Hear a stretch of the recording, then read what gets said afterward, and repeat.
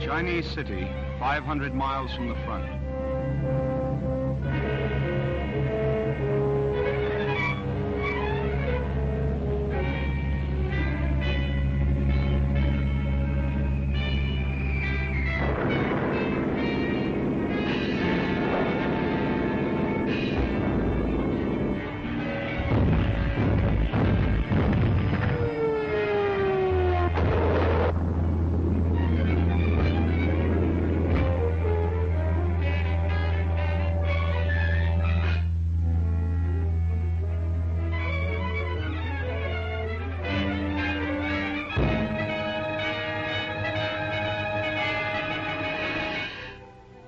City of Shanghai, 20,000 killed.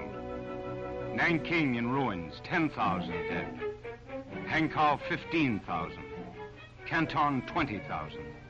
All civilians, not one soldier. 150,000 dead.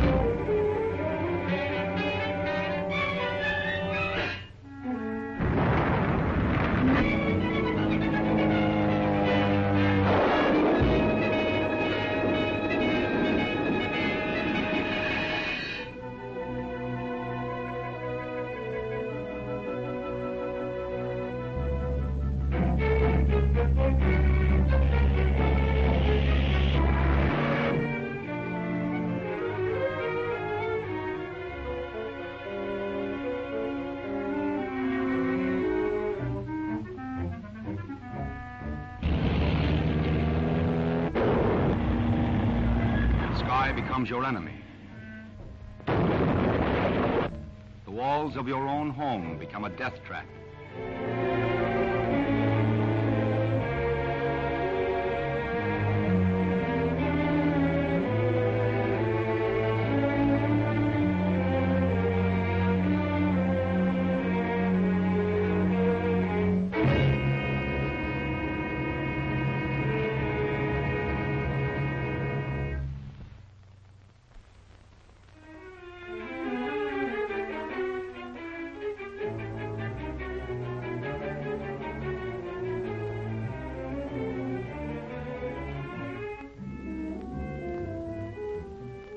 They leave the captured cities and move toward the west.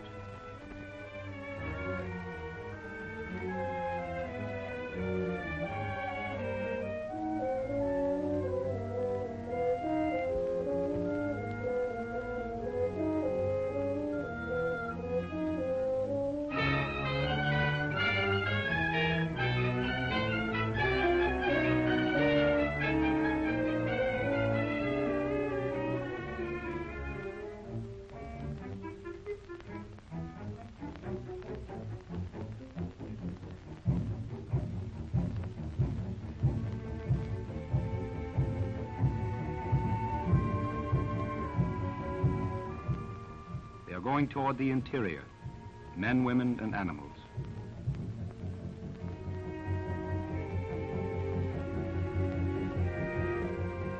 Toward the west, toward the old land, the interior of China.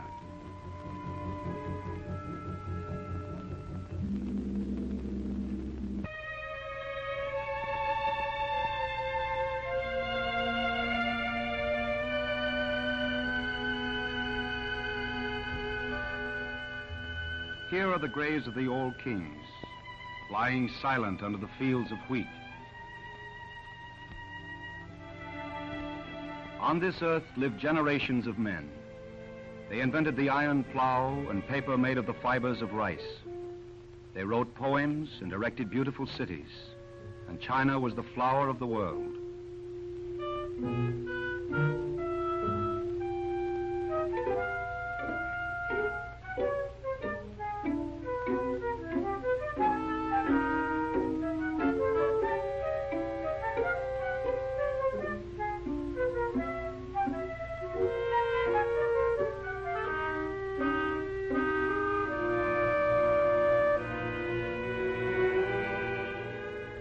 Out of the mountain stone, men carved out lions to stand above the sacred graves. The great lions of China, looking in the four directions of the wind.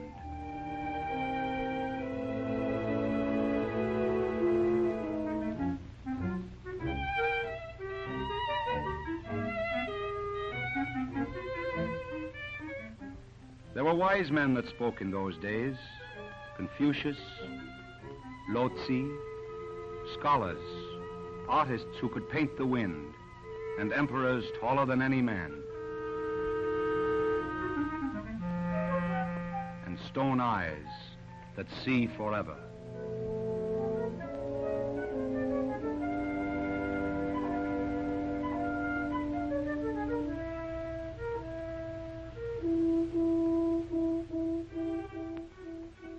Toward the land of China, there was a single road from the west.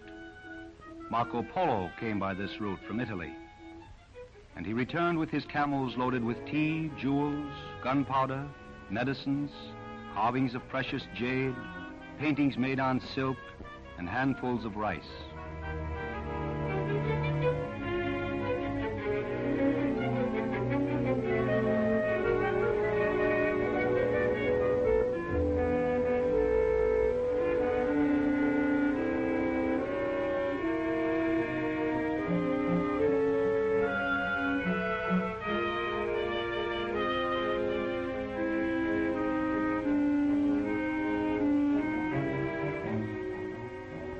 He described the fertile rivers and the towers that he saw in every village, called pagodas, that were built to ward off famine and pestilence and war.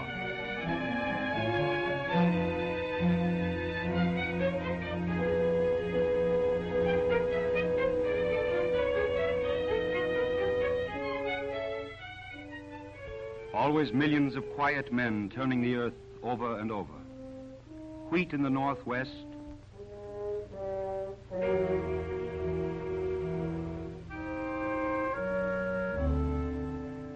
rice in the rich waters of the south.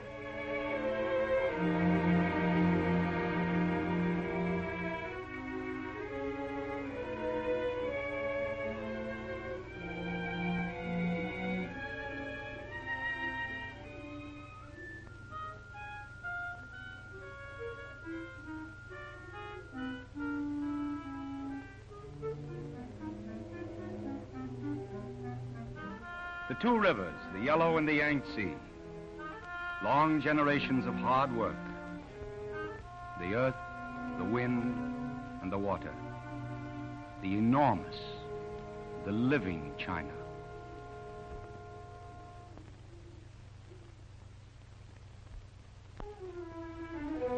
Yellow storm, dust carried by northern winds.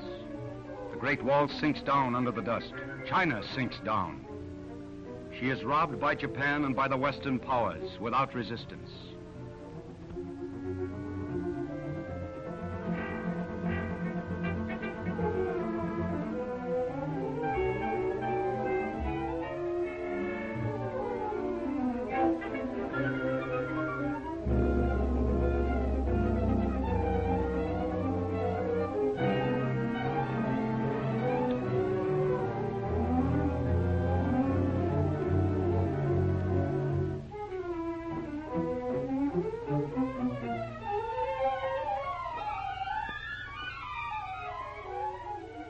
But China begins to shake off the dust of the last century.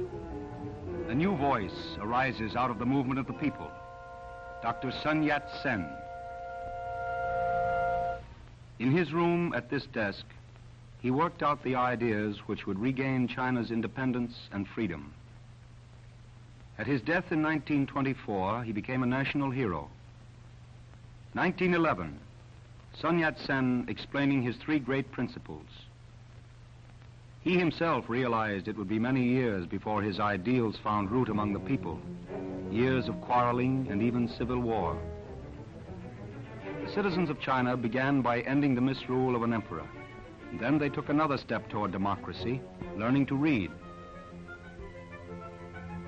The sign says, "This school is built in the name of Sun Yat-sen." In these schools, a new generation was being trained. Young China learned to cope with science, medicine, economics.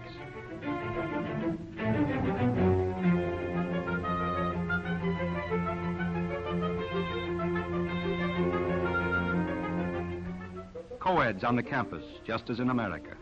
Engineers and bridge builders, linking up towns and cities.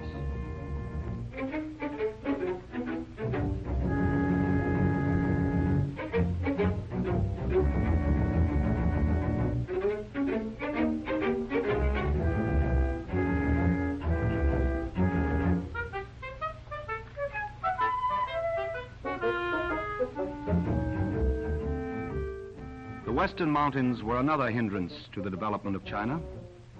They broke through this barrier to permit commerce with the nations further west, with Russia, Turkestan, Mongolia.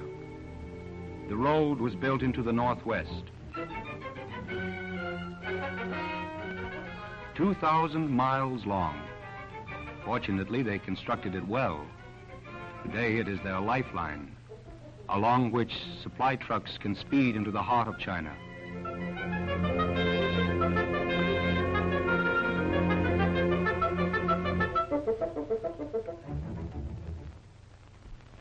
There was a time when there was little need of roads. Each village could support itself from the land which surrounded it. But when modern cities arose, the ancient trails were no longer enough. They had to build long, hard surface highways, 13,000 miles in every province of China.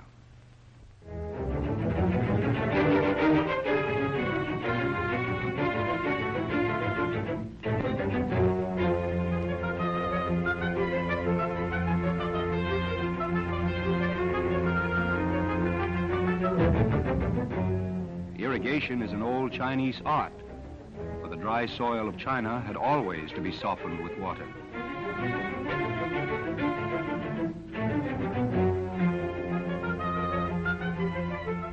A new type, the Chinese engineer.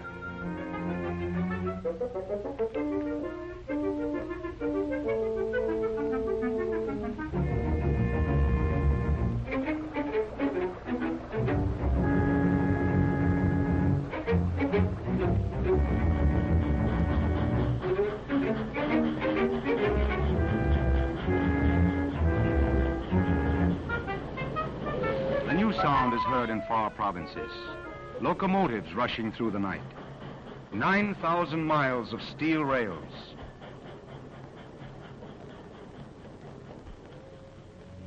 Airplanes roaring over fields and mountains in great curves. Thus China begins to change herself into a modern nation.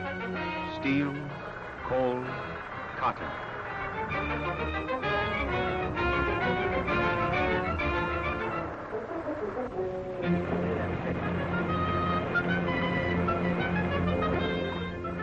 And this growth of independent Chinese industry provoked alarm across the Yellow Sea.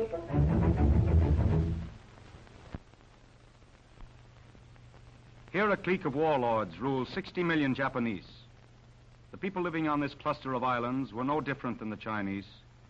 They had the same desires as the Chinese: food, work, peace. But their rulers had different plans. Formosa, 1895, the beginning of Japan's divine mission. Step by step, China, the Philippines next, the Soviet Union, California, perhaps the whole world. Korea, 1910. In Japan, more guns, more shells, more taxes. Manchuria, seized in 1931. Arms piling up in Japan. Planes, bombs. Listen to the generals meeting in Tokyo. This is the hour to advance before the Chinese grow too strong. The Emperor has given his divine approval. The Navy and Army with invincible force will capture the coastal cities. The radio will explain everything to the foreigners. If the Chinese cowards resist, we blow up their cities. Long live the Imperial Army! Long live JZJ, Radio Tokyo calling. Radio Tokyo calling. Good evening, friends in America. Once again, we bring you our daily news broadcast. We have received many polite letters from America asking why our divine emperor sends our soldiers and sailors to visit in China. The reply is simple. Our cruisers are steaming up the Yangtze River on a mission of peace. The Chinese women welcomed our Japanese army with flowers, many beautiful flowers.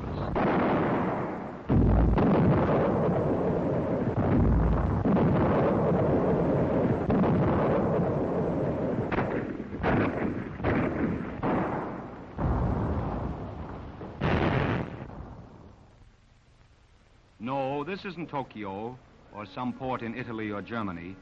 It's San Francisco. This iron will fall on a Chinese city. The United States ships 54% of war materials that go to Japan. Scrap iron, broken machinery are melted down in Tokyo, and those shells will go into Japanese guns.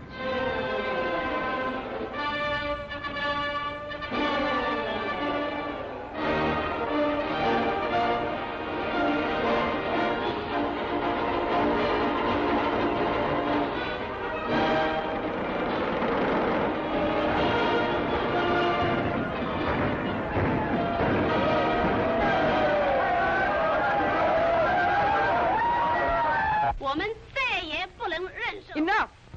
We Chinese never wanted war. We still want peace. We must learn to resist. The Japanese generals have taken enough. Their warships are on our rivers. They rob our factories, our crops. They kill everyone. Will there never be an end? Yes, it is true. We must endure the years of a hard war. That's why we must forget our old differences. Why should we fight one another? We must defend ourselves against aggression. We must unite. Then we can win. The flag of the Chinese Republic.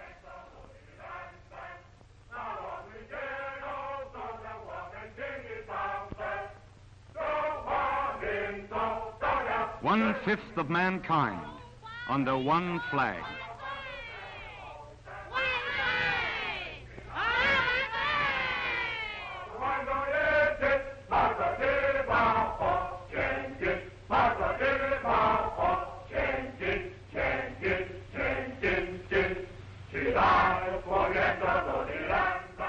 Actors leave their theaters and play on the street corners.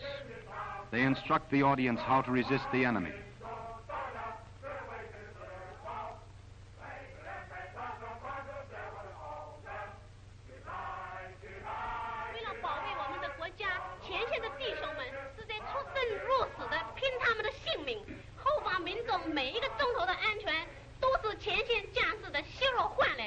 The campaign to raise money touches every man, woman, and child in the country. The money will buy food, guns, hospitals. It's a fine thing to have your name written down in this book of contributions.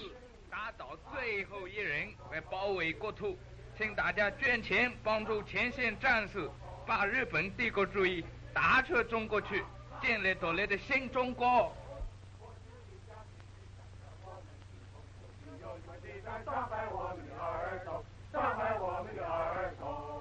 哇！年轻的中国空军是儿童的英雄，哇！伟大的中国空军是解放儿童的英雄，哇！年轻的中国空军是 In the old days, people said, do not use good iron for nails or good sons for soldiers. In these times, the best sons become soldiers. The tomb of China's unknown soldier is dedicated. He died in defense of Shanghai. He has no name. His name is courage, freedom.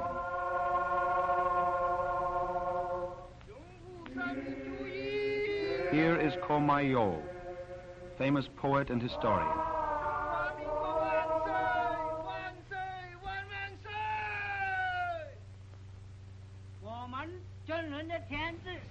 This is the Chief of Staff of the Chinese Army, General Chen Cheng.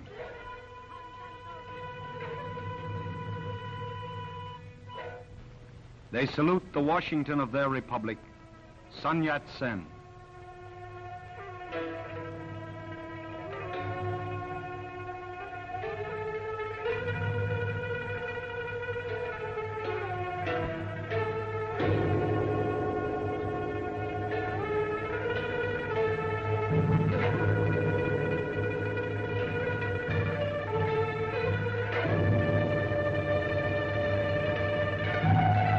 They salute this unknown son of their republic.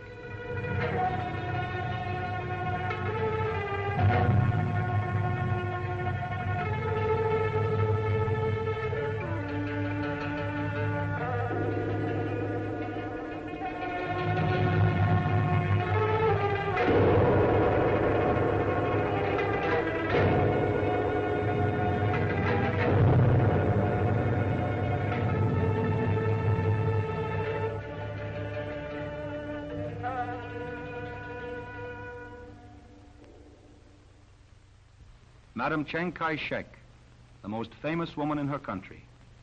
She organizes the women for defense.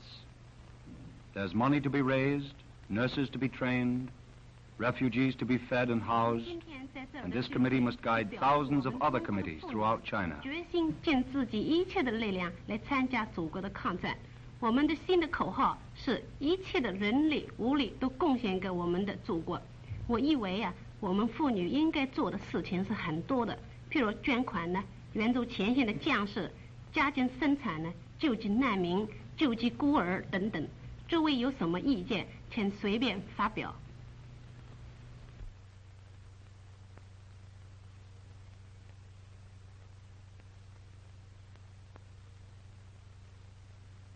This bank draft has come 6,000 miles.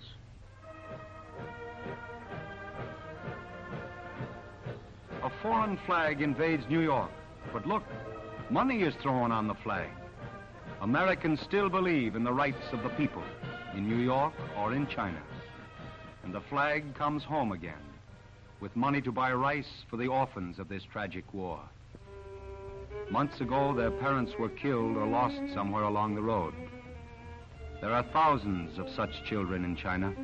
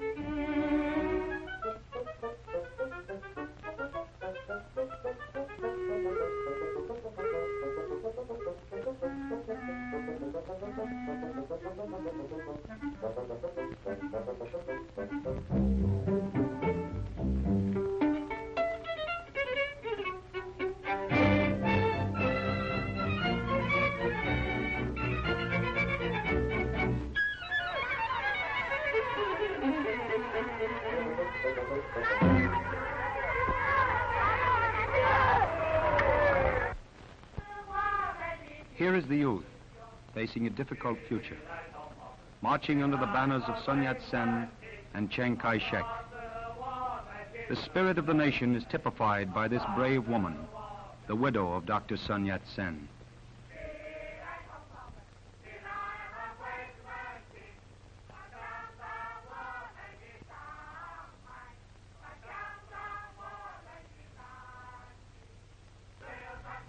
The nation grows stronger. The people see clearly that to defeat Japan, they must not only have the spirit and the will to resist, but also guns and soldiers.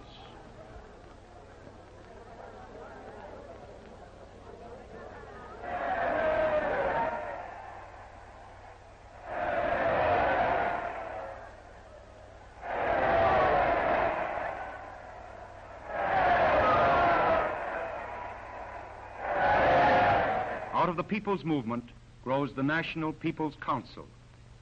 For the first time, the delegates meet. General Chiang Kai-shek, the Christian general, Dr. Kung, Minister of Finance, delegates from the far northwest. Before the meetings, they repeat the three principles of Sun Yat-sen, namely, national independence, freedom and democracy, and the well-being of the people. This People's Council strengthens the government. The Executive Cabinet meets. The Minister of Foreign Affairs reports on the possibility of loans from America and England.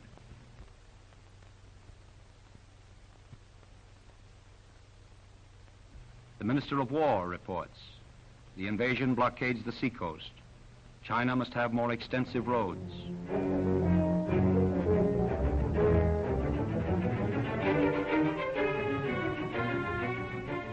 Hard roads need good footwear, and this is manufactured in home industries which are set up in the interior.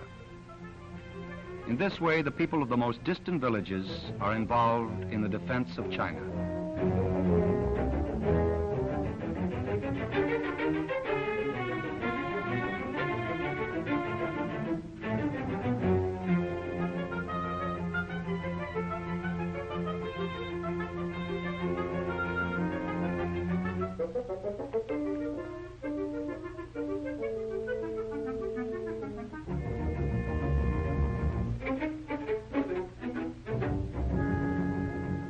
The equipment improves, and the training of soldiers improves.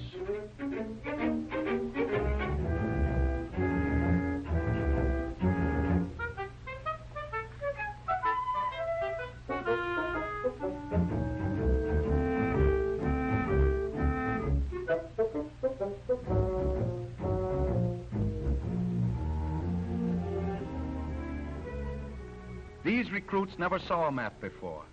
Up to now, they knew only their own village. There were fields around it, and that was all.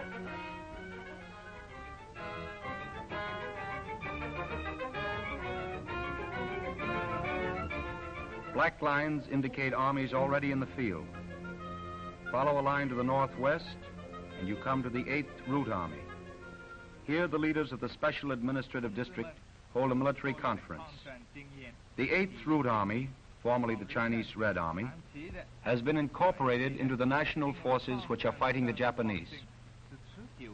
It is especially in this northwest region that they employ the new guerrilla tactics, quick attacks, quick retreats, cutting the enemy's railroads and communication lines, cutting off their supplies, attacking suddenly from the rear.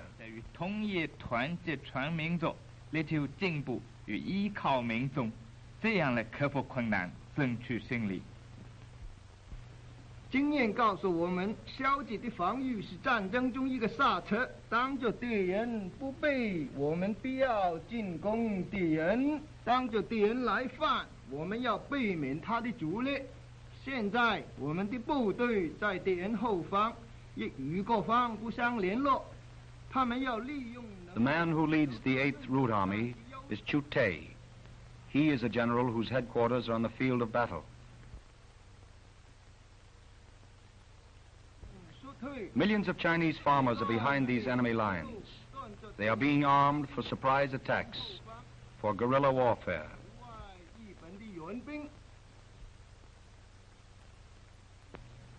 This military post can call on thousands of volunteers from the fields.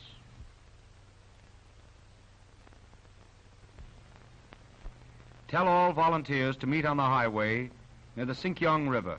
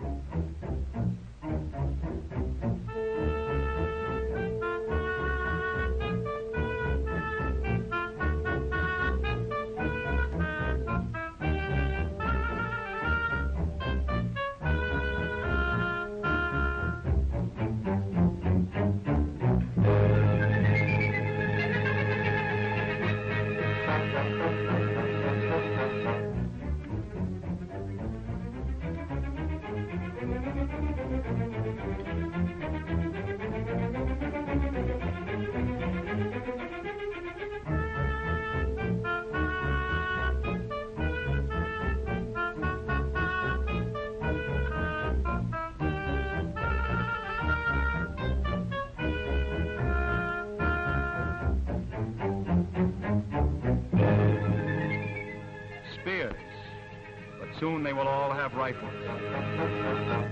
The recruits come in by tens of thousands. Mohammedans, Mongolians, Cantonese. Boys from the rice fields, men from the cold northwest.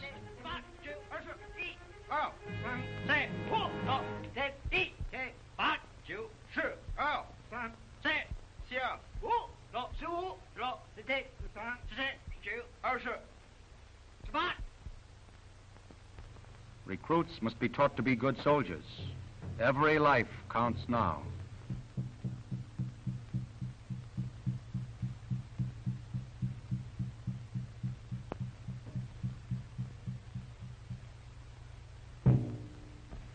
The old shadow dance is converted into a setting up exercise.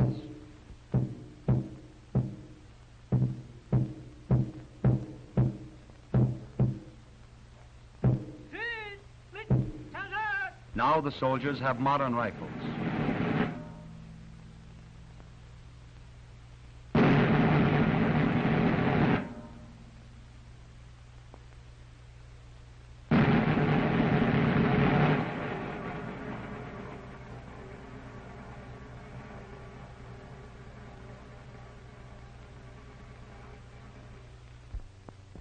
Soldiers must be taught to use these new war machines.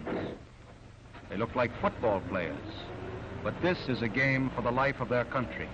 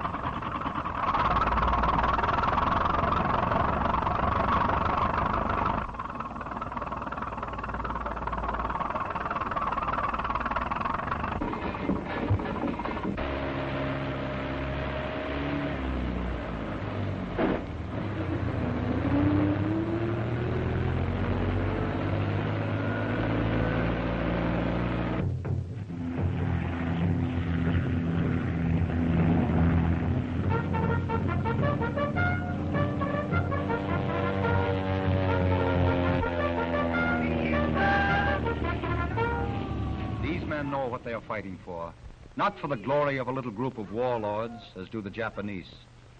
They prepare to fight a war of defense. Defense for their rivers, their harvests, and their own families.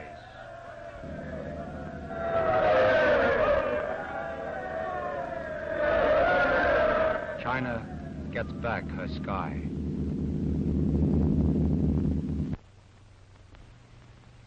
The nerve center of armed China is this National Military Council. It has placed all the armies in the field under a united command at last. The chief responsibility rests on the Commander-in-Chief, General Chiang Kai-shek. The new strategy of defense is worked out. China will reserve her heavy equipment for decisive blows. Japan wants to win the war with one glorious battle. But China harasses her with 1,000 small engagements, knowing that every Japanese advance brings China closer to its ultimate victory.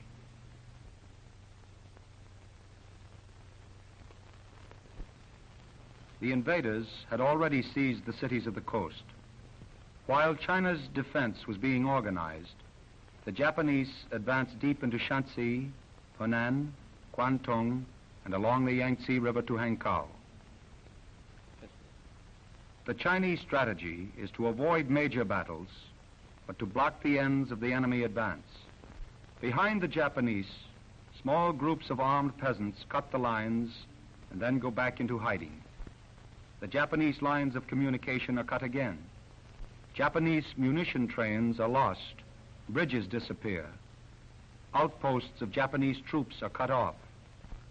That is guerrilla warfare. The Japanese control the railroads and the cities, but little else.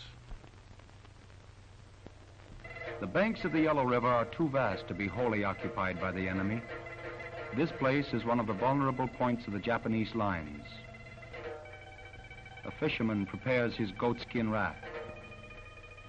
Then regular soldiers, operating by guerrilla methods, emerge from a neighboring village.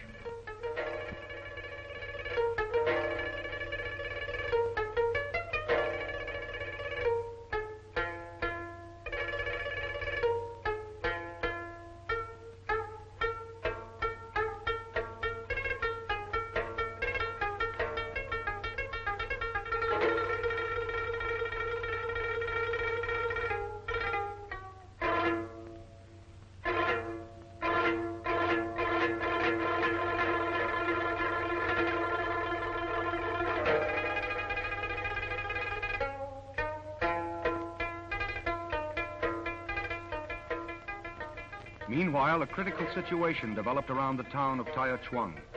The Japanese had advanced too fast, and the Chinese proposed to surround them. The story of Taichuang was told by an officer from the 91st Division. Sergeant Wang, a brave, courteous man, he told what happened and how they fought, sometimes in the heat of the afternoon, sometimes at night. Wang knew how many were wounded and some of their names, and what provinces they had traveled from. It was our victory, he said, a hard victory. Our guns were covered with dust. It was very early in the morning.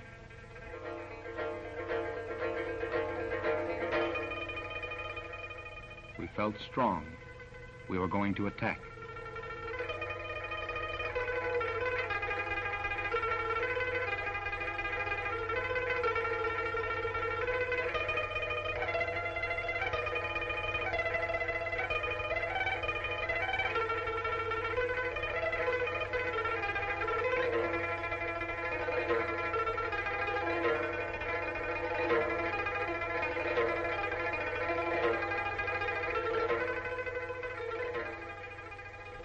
I myself, said Wang, come from Guangxi, where we plant our rice in the mud. Here in the north, they grow millet. The dust blows everywhere, and the sun is often cold. Yet this is also my country.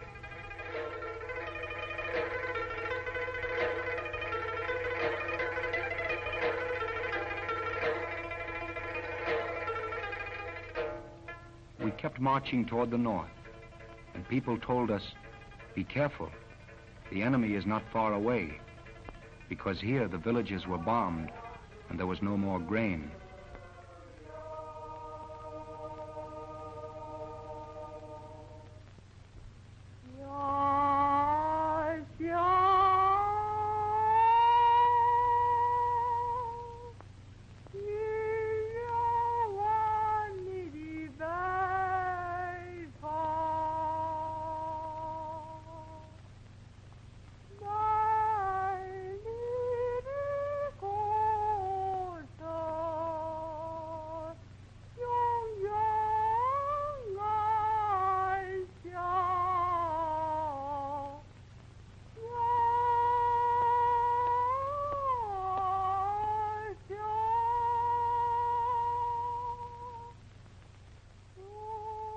A Japanese captain forced these people to carry ammunition, but then he had to retreat.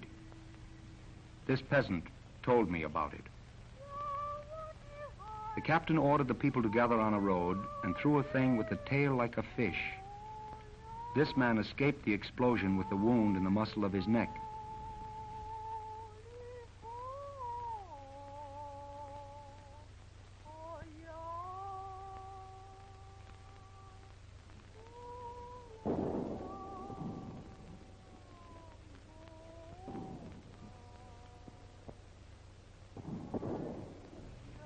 After 3 hours, we came to the village of Chisin. We heard that the Japanese were retreating. That was true, for I saw the dead in the village. There was nothing left alive. Where they cannot conquer, they kill. That is their custom.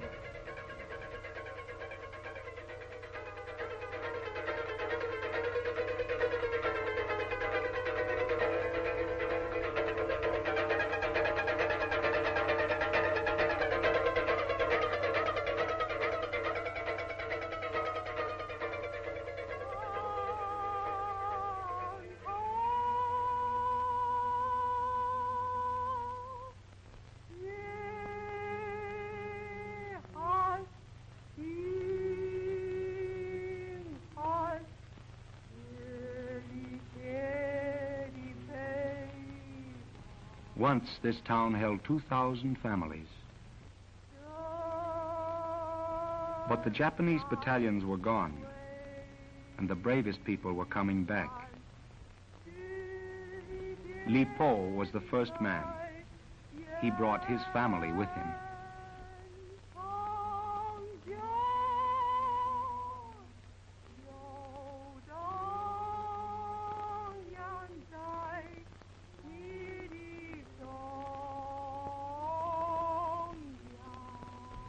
The first thing he did was look for his good stone hammer, but his wife searched for the grinding stones, hoping they were not broken by the bombs.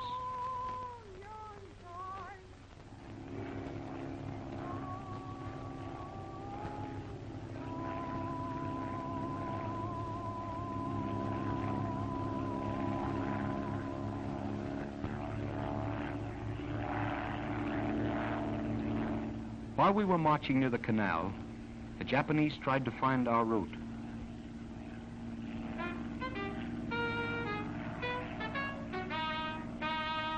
When we lie down, we cast no shadow, and from the sky we're invisible, the same color as the dust.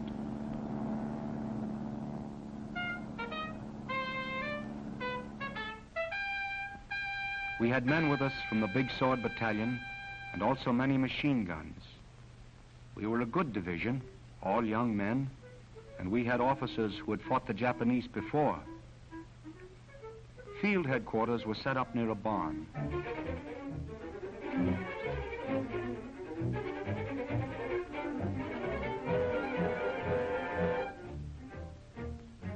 The plan of attack was to pretend to strike at the front, but to hit hardest at the sides.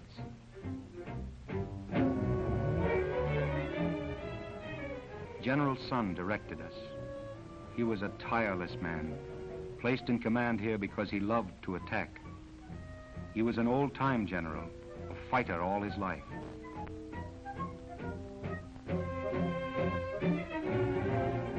He ordered emplacements of the light artillery.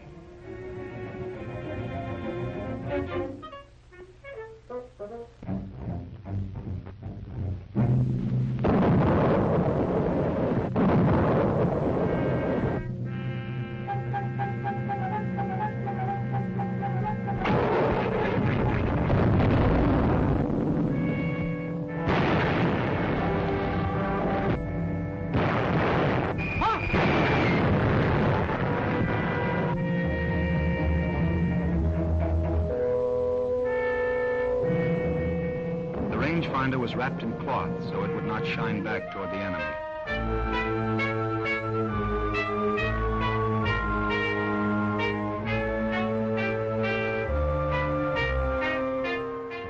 Battery number 7 reporting by field telephone.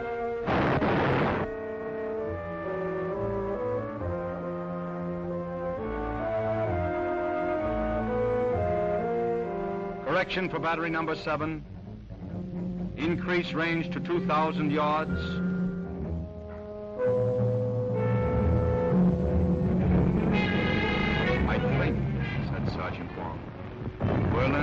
struck back the Emperor of Japan.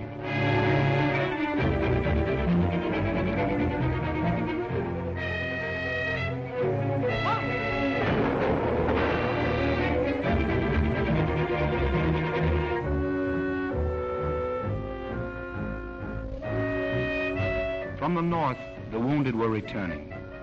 It was 40 miles to the base hospital.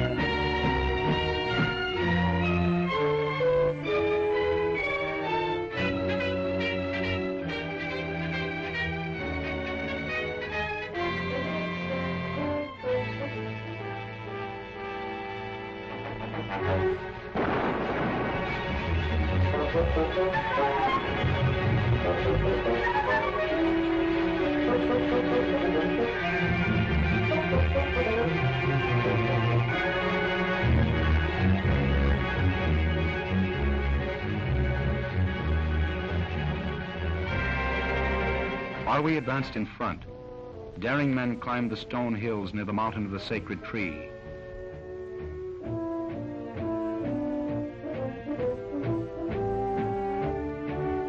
They went around the back of the mountain, and they planned to surprise the Japanese from behind.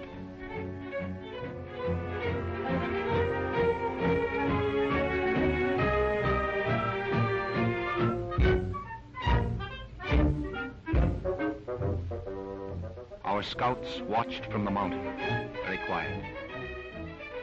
The Japanese patrol on the road, along the Japanese line of communication. They saw our men, but it was too late.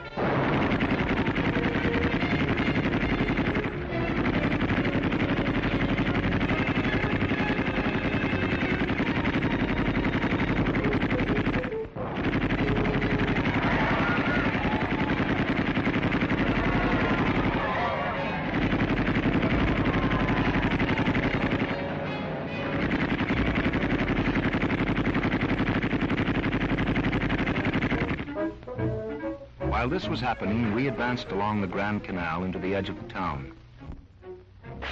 It was quiet now. Not much firing except far off at the right. A machine gun nested on flank. It was left there to protect the enemy retreat.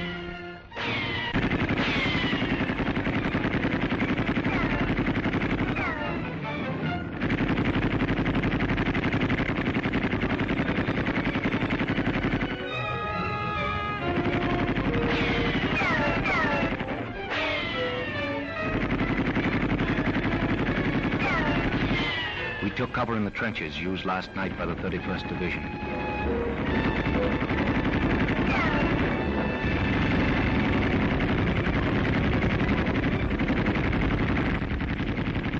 A squad of our men blew up the enemy nest.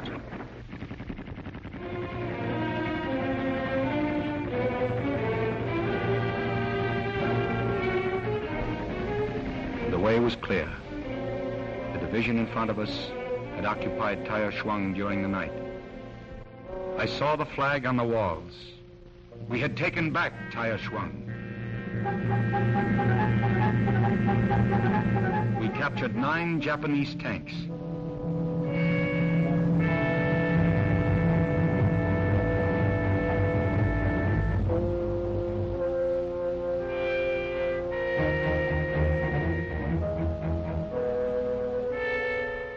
Near sunset, we fortified the gate against counterattack. Taya Shuang was ours. That was our victory, said Sergeant Wong. We buried the dead and rested in that city.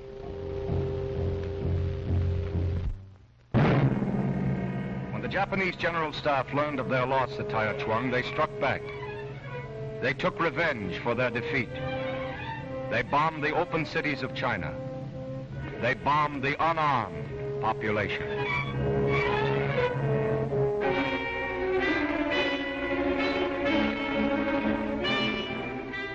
These are not easy things to look at, but as Americans, we had to see them. We saw the building, the destruction, the suffering, and the hope of victory. Taichuang is taken. The Chinese will march all night in the streets to celebrate their first victory. Here is a great people, 1/5 of the human race, fighting in defense of their freedom, their fine culture, their independence, against the pitiless attack of undeclared war. Will these people win? They believe they can. They say it may take them 10 years or more, and they fully realize the suffering they will have to endure. But they have weapons to fight with, and they understand why they are fighting. And in the end, those are the things that mean victory.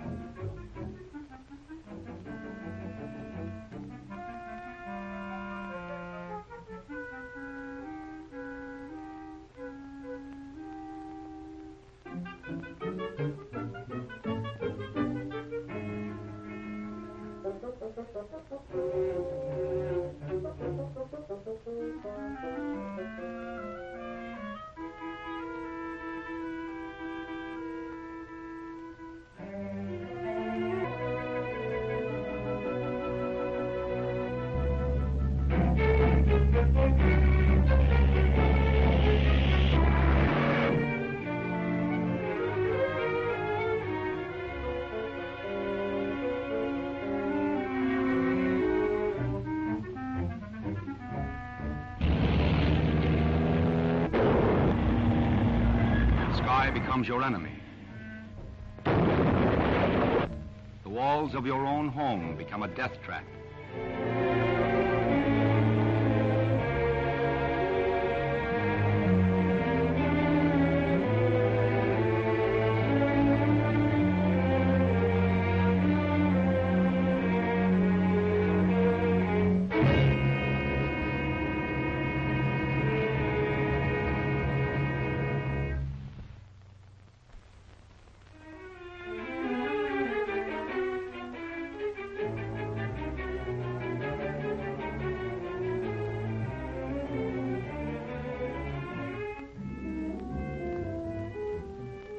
They leave the captured cities and move toward the west.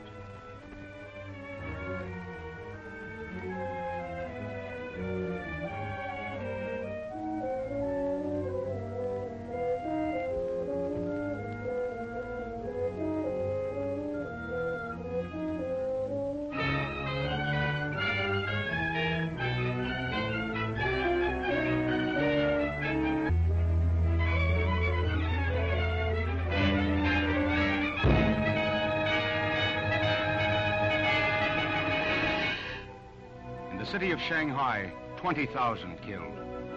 Nanking in ruins, 10,000 dead. Hankow, 15,000. Canton, 20,000. All civilians, not one soldier. 150,000 dead.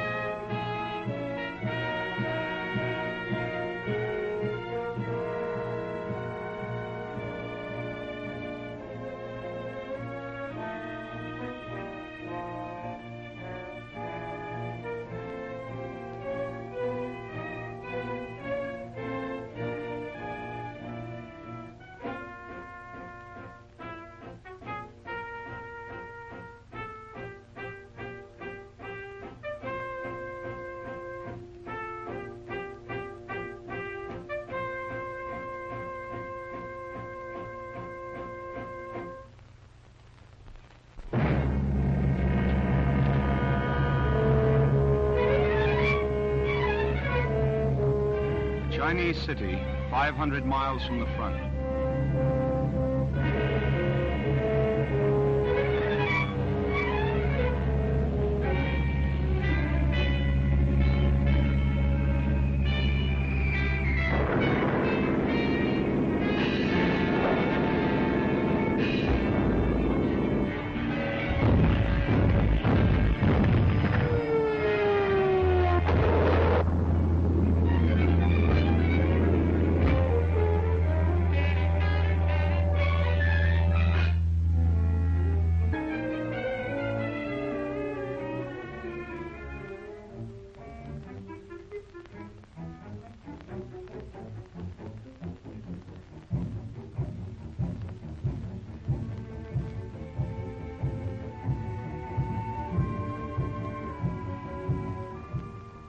Going toward the interior, men, women, and animals.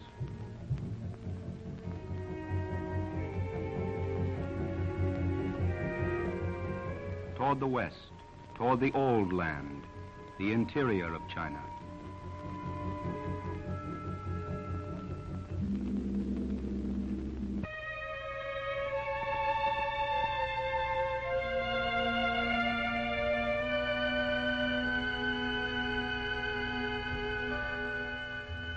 Here are the graves of the old kings, lying silent under the fields of wheat. On this earth lived generations of men. They invented the iron plow and paper made of the fibers of rice. They wrote poems and erected beautiful cities, and China was the flower of the world.